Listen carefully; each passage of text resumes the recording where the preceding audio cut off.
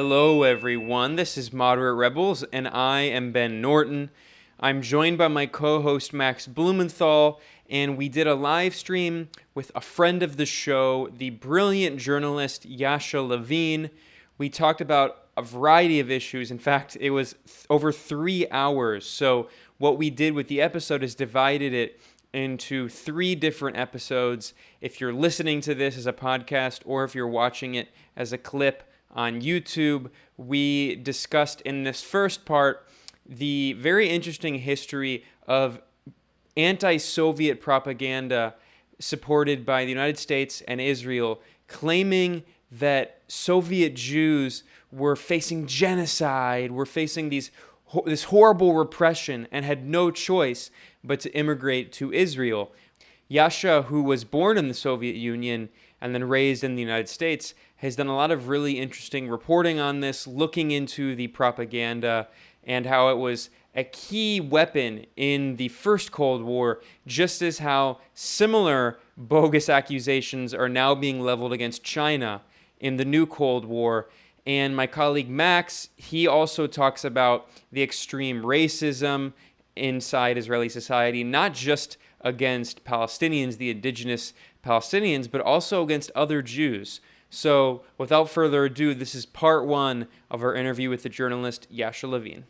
I'll never apologize for the United States of America.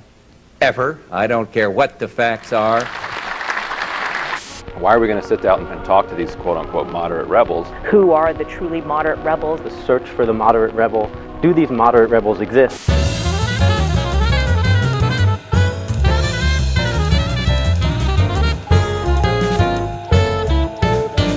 Moderate Rebels. Hey everyone, so we are live, and I'm guessing that most of the people watching this are going to be watching on YouTube. Welcome to everyone.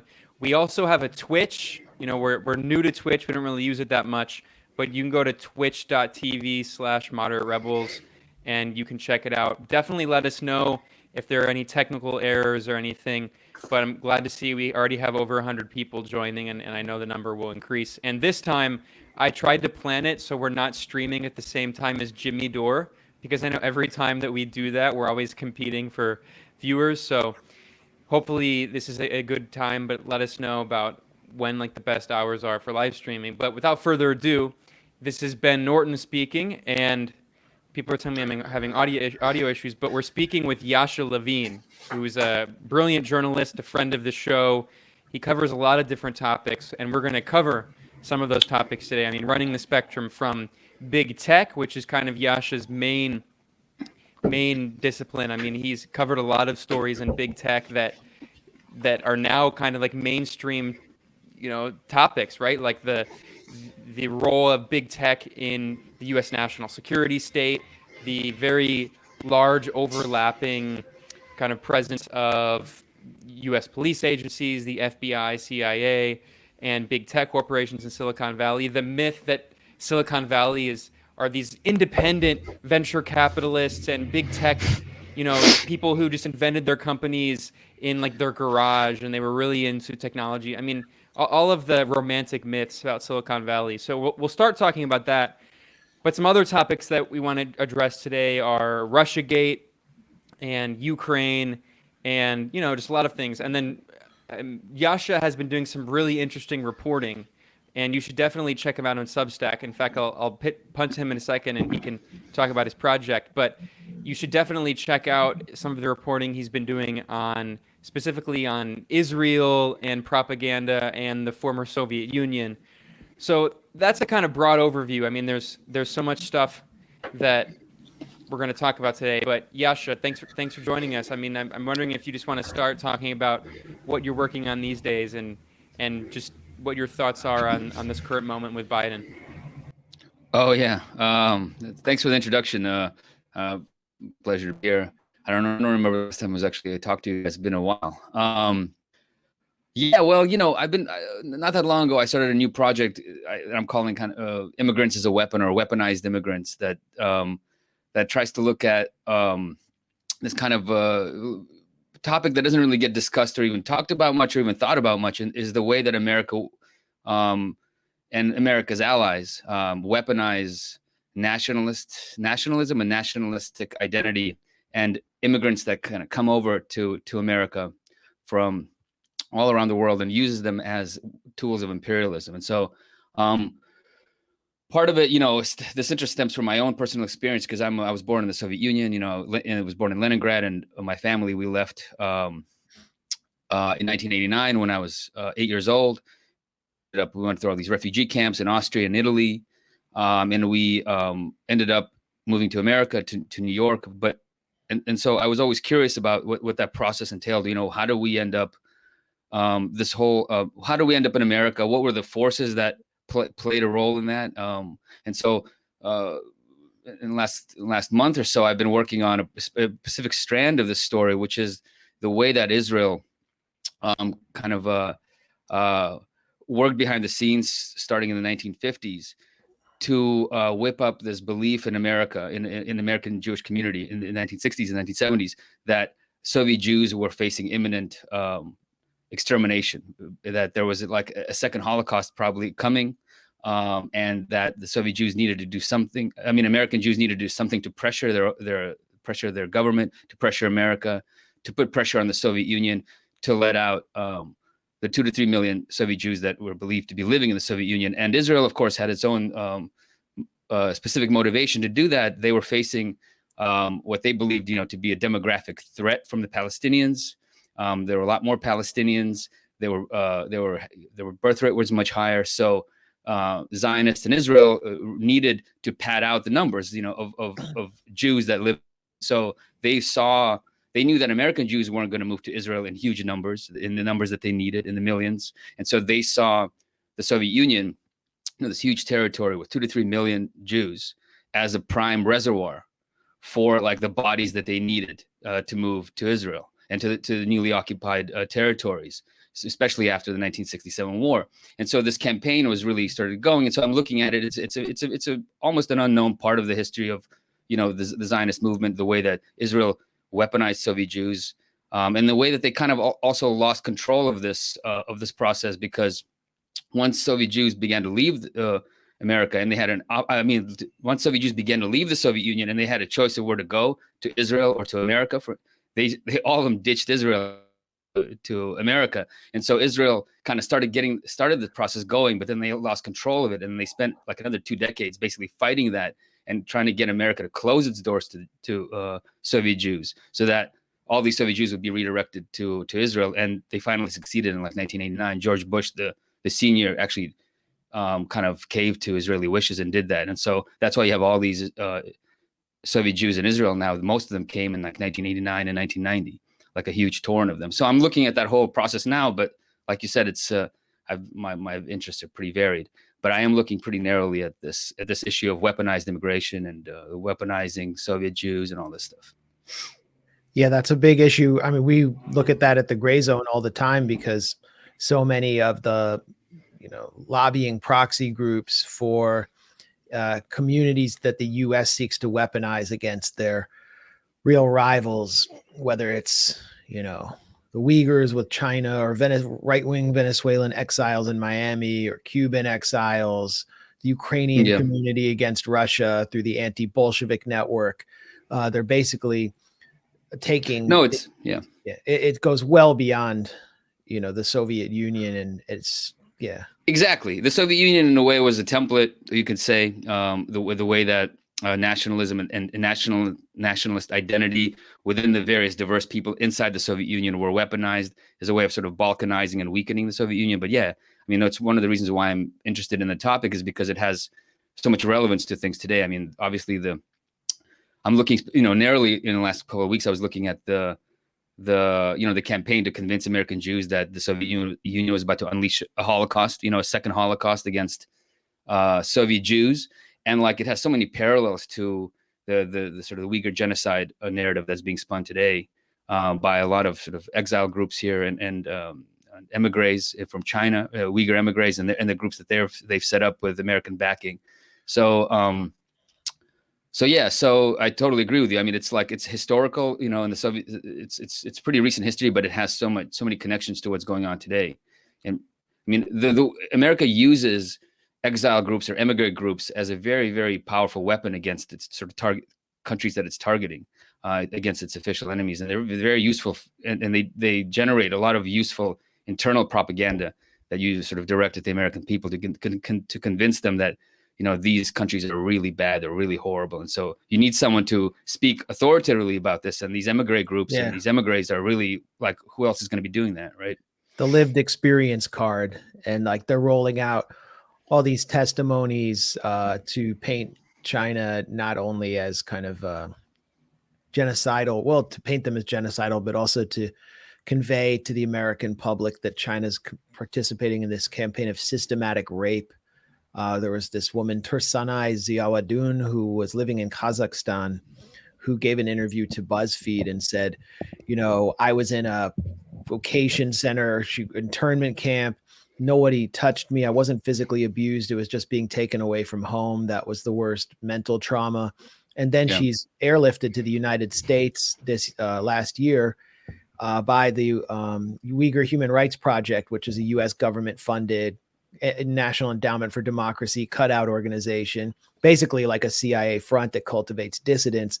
And then she comes here and starts giving testimonies about how she was, systematically raped by Chinese guards, and that this is the Chinese policy.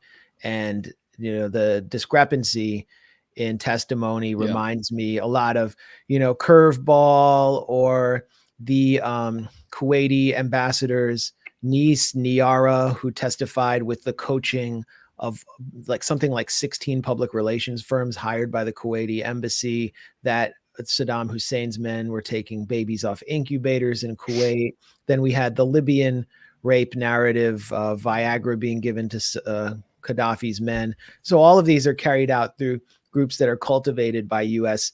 intelligence. And I think what you've illustrated, I want to get into actually specifically to your article about Soviet Jews in Israel, because I've written about it a lot in my book Goliath. And I had roommates who had been basically, their families had been duped into moving to Israel by the Jewish Agency. But on this specific point, I mean, what you're doing with your Immigrants as a Weapon project is showing how actually immigrant communities are corrupted by Western intelligence. I mean, we've also written about the Libyan community in Manchester, the corruption that took place there. It's a tragedy. Yeah, I mean, there's specifically in Israel. I mean, when the Soviet Union really started opening the door to Soviet Jews and letting them leave, it was 1971, and over 10,000 people left that year. It was like a tenfold increase, or almost 100-fold increase from the year before. And they went to Israel, and they thought that because they're moving to the West, and there's going to be this abundance, and they're going to lead a great life. And there's only a small number of Jews who are actually ideologically wanted to move to Israel, who are actually Zionists and were Jewish nationalists and wanted to move to Israel, primarily because of their nationalist ideas and their ideology that they developed in the Soviet Union. That's a pretty small number. Most of the people were economic refugees. They were wanted to move primarily because they wanted a better life for themselves and their kids. And so when they moved to Israel and they found out that it's a poor country, made no plans at all for integration for them, and that they are usually, Jewish professionals. They had, a decent life in the Soviet Union. They had an apartment. They had professional careers. Suddenly moved to Israel and realized that they're essentially taking over like the lowest wage jobs that Palestinians have been kicked out of, and that they're having to wash floors. They're having to become like work in construction. I mean, doing basically the menial labor, and there's nothing done to help them integrate or give them kind of jobs on their own level. A lot of them really resented it, and of course started looking for ways to get out of Israel. Some of them moved to America from there, and so that came up the grapevine from Israel. And as soon as Jews found out about that in the Soviet Union, they didn't want to go to Israel anymore. But for the first few years of that immigration, actually Israel forced Soviet Jews to move to Israel against their will. And so they actually, when it's kind of a complex story, but Jews arrived in Austria, Soviet Jews arrived in Austria after they left the Soviet Union, and there was a kind of a camp that Austria rented out to. the Jewish agency, and they were kind of held there until a big enough group was able to amass, and then they sent them on a plane to Tel Aviv. But once they got to Austria, I mean, Soviet Jews actually could go wherever they wanted. I mean, they could apply for asylum in America, for instance, and Austria wanted Israel to notify Soviet Jews of the options that they had once they arrived in Austria, that they didn't have to go to Israel.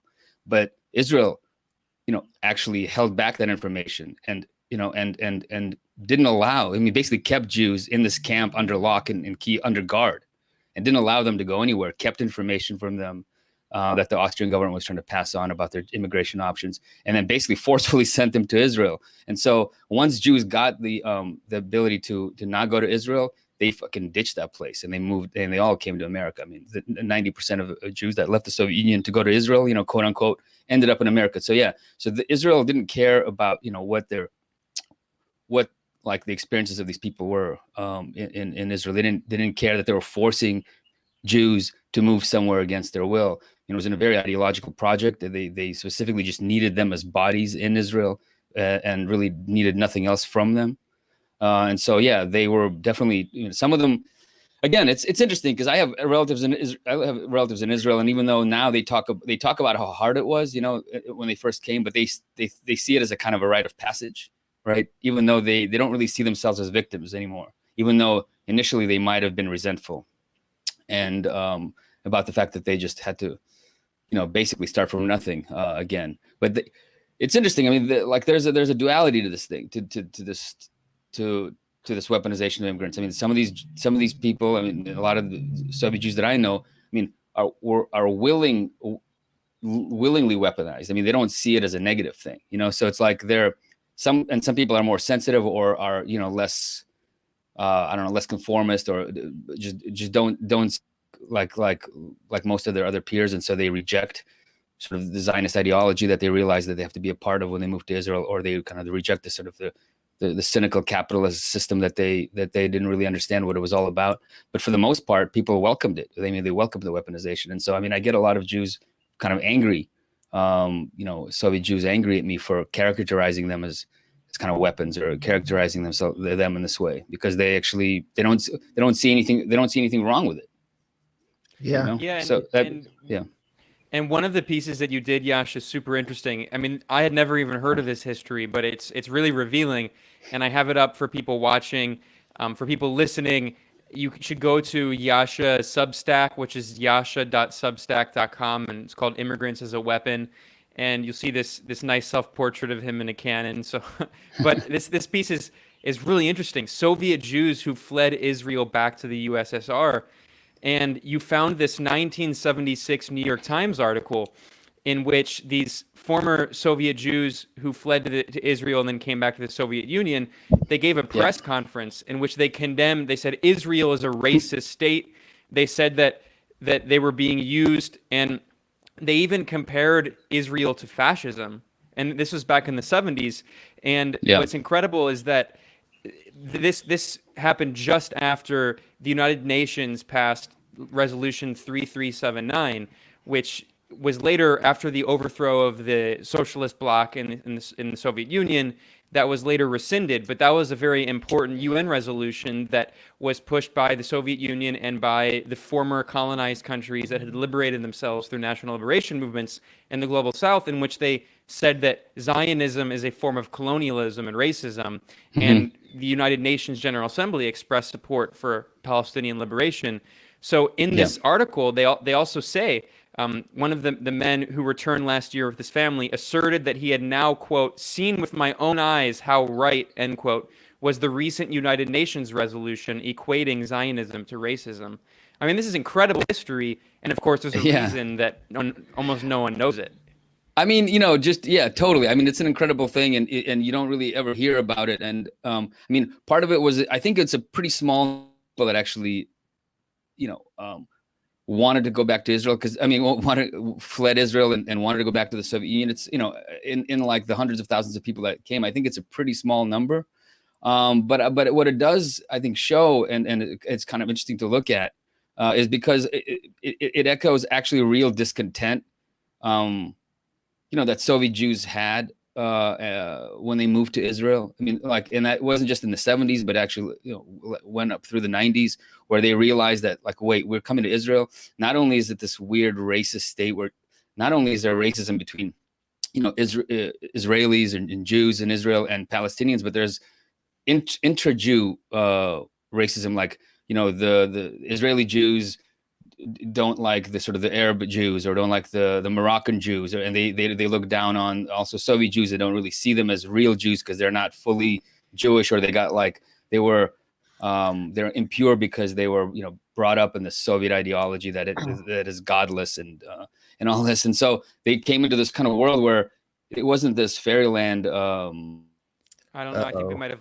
lost. It's nothing but brotherhood and matzah and kind of honey. What's that? Yeah, go ahead. We lost you for a second. Go ahead, Yasha. You came back to matzah and honey. That's weird. How long was I out? For like 2 seconds, but oh yeah. Anyway, so they did. These Soviet Jews, when they came to Israel, they realized that it wasn't this amazing place where there's nothing but Jewish solidarity and kind of and good living. Where they realized they're coming to a very racist country, a very poor country, a country where they have to fight for survival. And so there's a lot of resentment there, and the fact that some of these Soviet Jews actually, came back to the Soviet Union, which is very difficult. I mean, when you leave the Soviet Union, you're stripped of your citizenship. It's a very public process. My parents were stripped of their citizenship when they left. And so when you leave, you realize, that you're not coming back. I mean, there's just no way to come back. And so these Jews, when another group of them, had to occupy the Soviet embassy in Austria in order to get their documents back, or to get their citizenship reinstated. So it was not an easy process. And so the fact that they did do that, it just signals that there was a lot of discontent among Soviet Jews that actually went to Israel. And of course, you think about the crux of U.S. Cold War propaganda, that the Soviet Union was just this hellscape and everyone wanted to get out immediately. I mean, just the fact that there were people who were so desperate to go back to the Soviet Union that they occupied a Soviet embassy. I mean, again, like you said, this isn't the majority of people, but the fact that it even happened is just one of so many examples that just calls totally into question the fundamental tenets of the Cold War. Yeah, I mean, look, obviously the Soviet Union was not the hellscape that people think it was.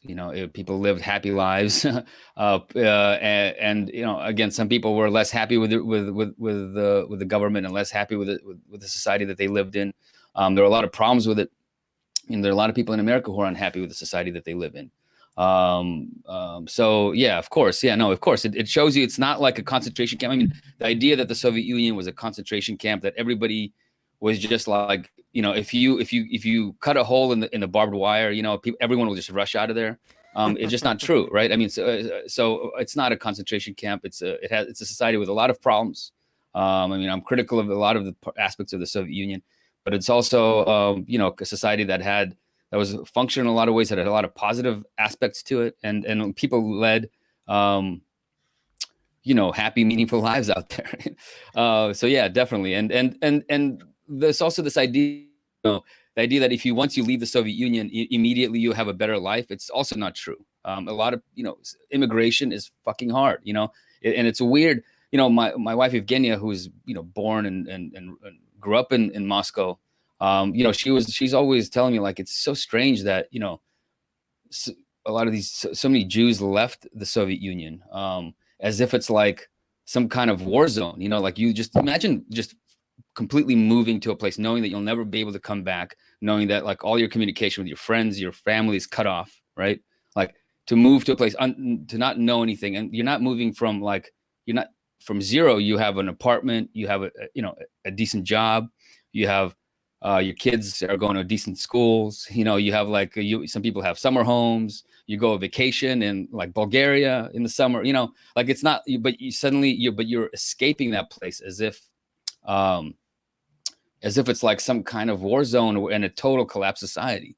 It is strange. So there was a lot of people who did hate that place and believed the propaganda that everything will be much better once they leave. And of course, that didn't work out for everyone. right? The propaganda was, it came through VOA, but it also was part of the Jewish Agency and their campaign. And it was a really intense campaign. I mean, first of all, the campaign to quote unquote free Soviet Jewry, which is still underway when I was young and moved to Washington, D.C., and I'd see it, free Soviet Jewry in front of synagogues all over the city. That's funny, yeah. And I always thought, at first I was like, why are they giving away Soviet jewelry? Like what? But, it began from the Holocaust, they killed all the Jews. Now they're giving away all the jewelry. Yeah. Yeah. And so I didn't understand it at the time. It kind of began in the early 70s, and Meir Kahane and the Jewish Defense League were kind of used as the muscle for this campaign. Yes, they were really pushing it hard. They waged a number of firebomb attacks on Soviet diplomats when they came to the U.S. to basically pressure them into releasing the Soviet Jews. And the release was, it took place in sort of the floodgates opened in the Carter administration when they were heavily lobbied. And then the Reagan administration was an aggressive proponent of freeing the Soviet Jews. And Natan Sharansky, who became George W. Bush's mentor on the Iraq War, that, democracies don't fight each other, this whole crazy idea. He was the leading kind of dissident who led this campaign to get them all out. And he himself was a huge Zionist and Likudnik who went to Israel to be a minister, although he was backed by the United States primarily. And so basically 1.5 million Jews moved to Israel. It was the largest influx of Jewish bodies since, I guess, the second Aliyah. And then after, 1945 or 48, you had all the people from the displaced persons camps from Europe come in. So this helped Israel kind of win a momentary victory in the demographic trench war against Palestinians. And I got to know a lot of the children of the first generation that came there when I spent, 5 years off and on working on this book, Goliath. The first section, or maybe the second chapter, is about Russian Jews and their role in Israel and the role they've played in transforming Israeli politics. The Russian Jews I met, actually some of them weren't even technically Jewish. They were like, they had gone all the way to the other side. Sorry to interrupt you, man. I mean, I have a term for those people. They're Jewish passing. Yeah, Jewish passing. Well, they don't pass for Jews in Israel. So one of my roommates, when I was living in Jerusalem, in central Jerusalem, basically was stripped of her Jewish hereditary title. What was her ethnicity? Well, they came from Russia, but it turned out that only her father was Jewish. And in Israel, your mother has to be Jewish. It has to come from the matrilineal line for the rabbinate, the Hasidic rabbinate, to affirm you as officially Jewish. So her family was stripped of a lot of benefits. And that was kind of her first sort of experience in stripping away the veneer of Zionism and seeing the rot at the core of it. And then, she began to examine the treatment of Palestinians. And this was, I would meet Russians. I'd always be at the central bus station in Tel Aviv. And it's like the base of the working class Russian and Eastern European community is all around there. And when I was with Russian speaking friends, you could actually talk to people there and they'd tell you about how much they hated their life in Israel. I also interviewed members of Knesset who were Russian from Avigdor Lieberman's former Yisrael Beitenu party, which basically replaced Natan Sharansky's party, which was not overtly politically Russian. It was more just a way of supplementing Likud with a just truly Russian party that was hard nationalist, not really that interested in the settlements for religious reasons, totally secular, was pushing like burqa bans, niqab bans everywhere in these mixed towns, had a working class base, was super warlike. And these people that led the party were very happy with their lot in Israel. The Russian experience there was mixed, but basically what you saw from the bulk of Russian people, whether they were miserable and hated their life in Israel, or whether they embraced the Zionist experience, was this understanding that the only way that they could achieve any benefit or have a decent life there was to find their place on the demographic totem pole that Zionism establishes. So in the 1950s, early 50s, the Palestinian population of what's now Ashkelon, it was then called like Majid al-Asqalon, was ethnically cleansed. They're put in a concentration camp near the town for like 2 years, surrounded by barbed wire. And then for those 2 years, Mizrahi Jews from the Arab world were literally trucked in. They were just brought in trucks and dumped off with their belongings because they had been pushed out of Iraq due to Zionist meddling. I can get into that in a second. So they become the human wall, and then the Palestinian population is trucked into Gaza and dumped there on the other side. And then the next supplement to the human wall comes in the 80s and 90s with the Russian population. And they're literally just put in Ashkelon. They're like, here's your free Jewish agency housing or subsidized housing. Go down there and you are the human wall against Gaza. And they experience the rocket attacks first. They become more nationalistic, and they are above the Mizrahi population because they don't look like Arabs. They're white, but they're not fully white. They're not embraced by the Tel Aviv Ashkenazi elite. My friends who would hang out in that scene, or people I would know in Tel Aviv, they'd refer to them as like Arsim, the Mizrahim and the Russian, burly, nationalist guys. They were Arsim. It was just like a way of saying like rednecks or something. So everybody hates each other within Israel. And the only thing that unites them is their mutual hatred, almost genocidal hatred of Palestinians. And that's what brings them together. And so the Russians have kind of found their place as in nationalism, in pushing more secular society, in the army. They're in the border patrol with the Mizrahim that commits the more heinous abuses, that does the dirty work in the West Bank. And, that's the life that they've found in Israel. And, the ones who've managed to think themselves out of it realized they were being coerced into something that was very similar to the propaganda about the Soviet Union.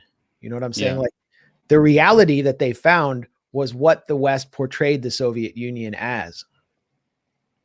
Yeah, I see what you mean. It's funny, when I was 16, so I went to, when I first came to America, and then we lived in New York, and then a few months later we moved to San Francisco because my dad got a job in San Francisco, and we got kind of like adopted by the local Reformed Jewish synagogue, and we got like honorary membership, and we'd had like these families that were assigned to us to sort of kind of show us the ropes and show us what life was like for American Jews.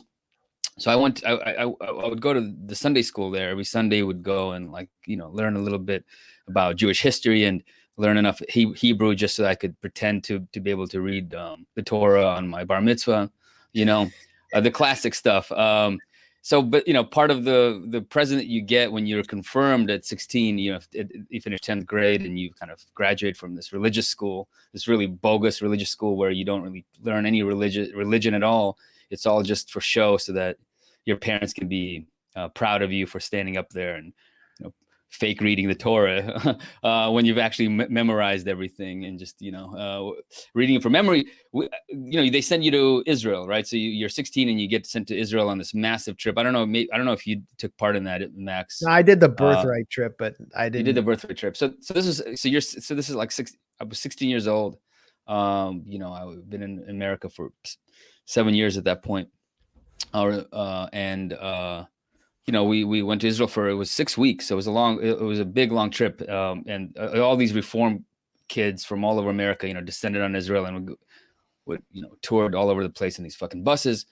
But part of the trip involved you kind of staying with an Israeli family to get a sense of what life in Israel was like, so you get the full experience. And so the guy that I stayed with, we went out one night and we went to some bowling alley. We drank some beers. We were smoking cigarettes. It was sort of a party, and we were coming back home from that. And we were walking through this park, and this is on the outskirts of Tel Aviv. I don't remember what the neighborhood was because I was 16. I had no idea. But we were walking through this park, and at the far end of the park, there were some benches, and there was a bunch of people standing there. And as we were walking, you know, my guide, he stopped, he pointed at those people. He goes, "Those are the Russians," and then he went off and started talking about how they were moochers. They don't fucking work. They don't fucking do anything. All they do is, like, you know, his family works, his dad works, but doesn't get anything, and it all goes to these fucking Russians. And I was like, and it was the welfare kind of queen. You know, it was the same exact racist rant that you get, you know, people talking about, you know, the way that people talk about blacks in America. Just that they are put in exactly that category. And I was just shocked. I didn't know what to think. I was a 16-year-old kid. Here I was on a fucking trip that was supposed to show me the unity of the Jewish people, you know, and I was just totally fucking weirded out by it. And I didn't even get upset because I didn't really quite understand what it meant. And I just told him, because he didn't know that I was American. I mean, he thought I was American. He didn't know that I was born in the Soviet Union. My accent was very slight. He's Israeli. He wouldn't even know the difference himself. And so he thought I was just an American kid, so he could just mouth off like that. And so when I told him I'm actually also, you know, Russian, and he just shut up and, you know, didn't know what to say. We just walked quietly, you know, the whole way home. But it was I remember that quite vividly, and it was my first brush with this kind of Jew versus Jew racism that exists in Israel that just pervades every layer of society there.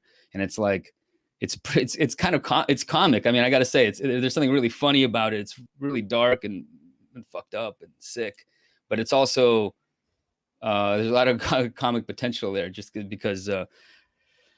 Yeah. So I totally get you, man. I mean, yeah, it's like but I think Soviet. I mean, I have family in Israel, you know, and they're by and large all, at least what they tell you, you know, because what they think, you know, and what they think, actually, I don't know, but what they tell me is they're very happy with Israel. They're very happy with their decision. They, you know, wouldn't change anything. They do it all over again.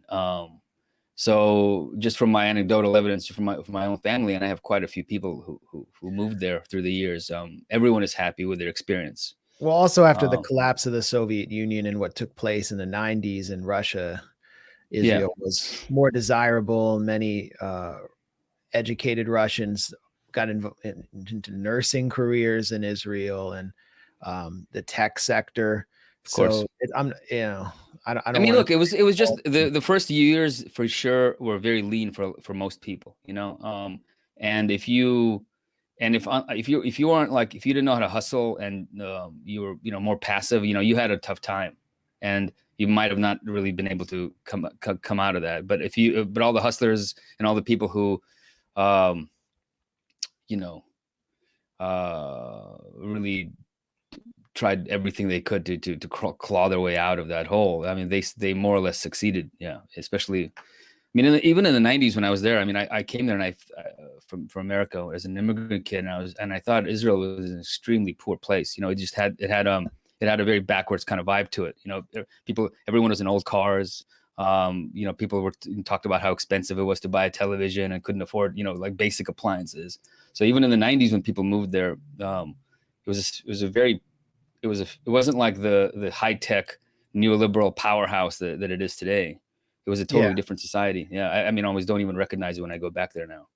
Yeah, no, it was, you know, much poorer and run along sort of, I don't want to use the word socialist, but kind of national socialist, more socialist oriented lines with like a few TV stations and very little consumer choice and just, you know, much more monolithic society. But I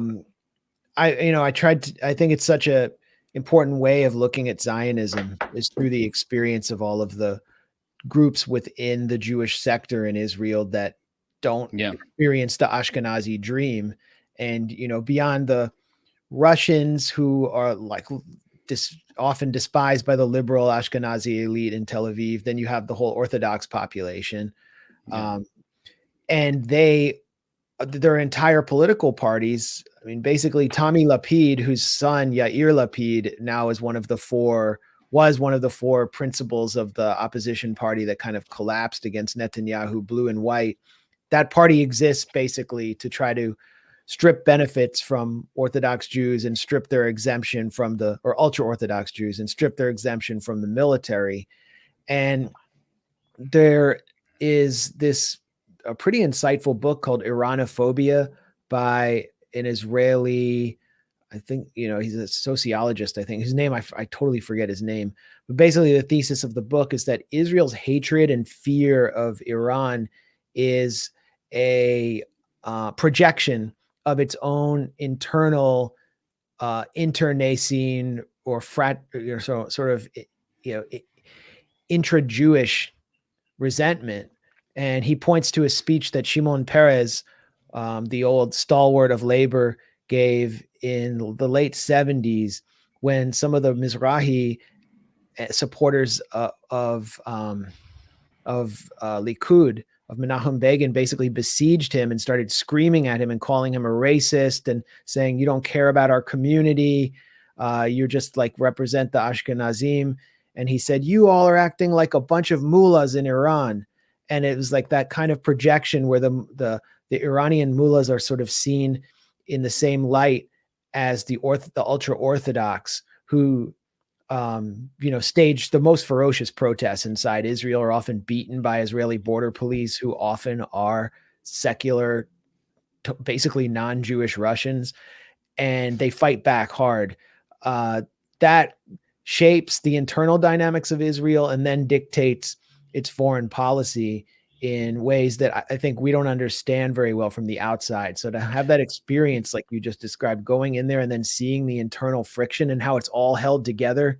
There's another book I would point to, Tom Segev, who's a revisionist Israeli historian, 1967, where he writes about 1966. I think that it's such a telling chapter on what Israel and Zionism really is, that Israel was just falling apart at the seams. The society was just bursting with internal racial resentment. Many Jews were leaving. They were sick of it, especially Mizrahi Jews. They were like, get me the hell out of this place. And then 67 happens. They have this great war, and it's this big ventilation mechanism. It's like the blue balls of Zionism explode into the West Bank. And then all of the holy sites are open, and everyone, including these like formerly socialist Zionists, become religious fanatics and worshiping in Hebron. And then the settlements are built and everything is sort of resolved. Yeah. And so Zionism has to keep constantly proceeding through this dynamic. And, when you go to Ariel or places like that in the West Bank, it's like, that's where the Russians have found the kind of suburban dream that they were promised. It's in the West Bank on the backs of Palestinians. On the back of basically of a destroyed Palestinian village. Yeah. No, it's interesting because it's funny because 1967, the war, it really launched Zionism as a kind of as a nationalist, as an identity for Jews in America, and it helped launch Zionism as an identity for Jews in the Soviet Union, because after that war, it's like, it's a good way of putting it. Yeah, like the blue balls exploded, and suddenly you could with self-respect and determination, like, I'm a Jew, I want to go to Israel. Israel stands for me. This is our homeland. We're no longer beaten down. We're muscular. We're powerful. Look at us. It's what's kind of interesting about the growth of Zionism in America is that it's paralleled by growth of Zionism in the Soviet Union. They actually work in tandem, because the growth of Zionism in America, it's like they mirror each other, because the more that Jews discover Zionism in the Soviet Union, and the more that they start to agitate for the right to leave, right? And the more that they're sort of refused and not given that right and not let out, the more it sort of agitates and the more it excites the Jews in America to agitate for their Soviet brothers, and this it's sort of commune with this ideology that they both share, which is the belief in Israel, the belief in Zionism, the belief in the Jewish home state, and the fact that this is central to their identity. They work together there, so they actually can't really separate the growth of Zionism in America without the Soviet Jewish counterpart. And in fact, if you look at like the neoconservative movement, I mean, it really also kind of arises out of the movement to save Soviet Jews. It starts there. It's not about yeah. Israel actually No, directly. no. It starts there. Exactly. And so you actually it's to understand. Yeah, it's that. So there are these two countries and empires kind of fighting each other, and the Jewish populations in both countries being weaponized. You know, in this very kind of, it's not a very linear story, but yeah. So it's funny how like, you know, there's an embarrassment too, among Soviet Jews in America, because it's like everyone left because they were Jews, and everyone left because they were, wanted to go to Israel, but in the end, like nobody actually wanted to go to Israel. And if actually given the choice, 90% of the people who left the Soviet Union didn't go to Israel. And so there's in America, all Soviet Jews that live in America are hardcore Zionists. They're single issue voters. Like until Trump came along, I guess, I don't know, things kind of got complicated, but they're single issue voters. It's all about Israel. It's how it's how your relationship to Israel. And, Obama's perceived sort of anti-Israeli position, was like turned a lot of Soviet Jews in America that I knew that were kind of on the Democratic side, even a little bit, turned them hardcore against Obama and, brought him over to the Republican Party. So it's like the American Jews in America, the Soviet Jews in America compensate for the fact that they didn't go to Israel by being even more hardcore Zionist, and believing in Zionism even more and agitating for it and making that such a central part of their identity. Well, and it's compensating for the lack of Jewish religiosity, that you come from a place where you don't know much about the religion. And Zionism for American Jews too, who are increasingly secular, Zionism is the one thing you can do to assert your Judaism, and then to tell people like me that I'm a self-hating Jew. Exactly. As soon as like Soviet Jews in America kind of left their working class Jewish roots, right, and that like defined them, and left the Jewish community became secularized. That's like when the Zionism turned on, right, and the nationalism became like the central part of their identity. Yeah.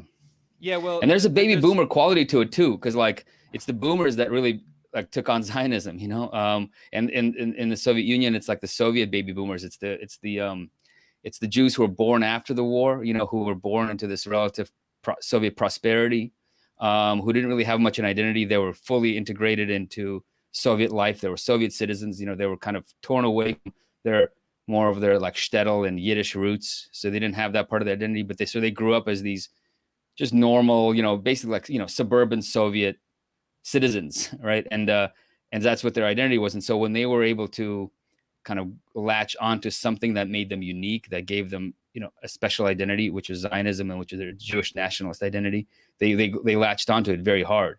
And so you kind of see the same thing again play out in America, where as soon as Soviet Jews kind of went out into the suburbs and lost their Jewishness, they latched on to Zionism as their central identity. There's actually so many parallels between Soviet Jews and American Jews and the development of Jewish nationalism. Yeah, well, there's a variety of issues we wanted to address today. So we're 45 changing the minutes topic in, is anti-Semitic, Ben. Yeah. Like you're silencing Jewish voices here. Yeah, well, I thought you made him an honorary Jew already. Did they circumcise you on air? We're sending him oil to Managua right now. Yeah, well, I was raised Catholic, but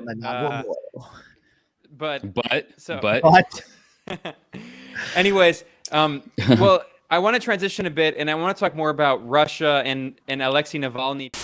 Okay, we're going to take a pause here. You are listening to Moderate Rebels. Definitely check out part 2 of our discussion here with Yasha Levine. We talk about Russian politics, a country that Yasha knows very well. He's from Russia, has spent a lot of time there. And we also talk about the West's favorite Russian dissident now, Alexei Navalny, who we talk also about the fact that he has his own right-wing neoliberal multimillionaire backers, oligarch backers. And we look at what's actually going on in Russian politics. If you want to support this show, please go to moderaterebels.com. If you want to support this show, please go to patreon.com/moderaterebels. And as always, thanks for listening.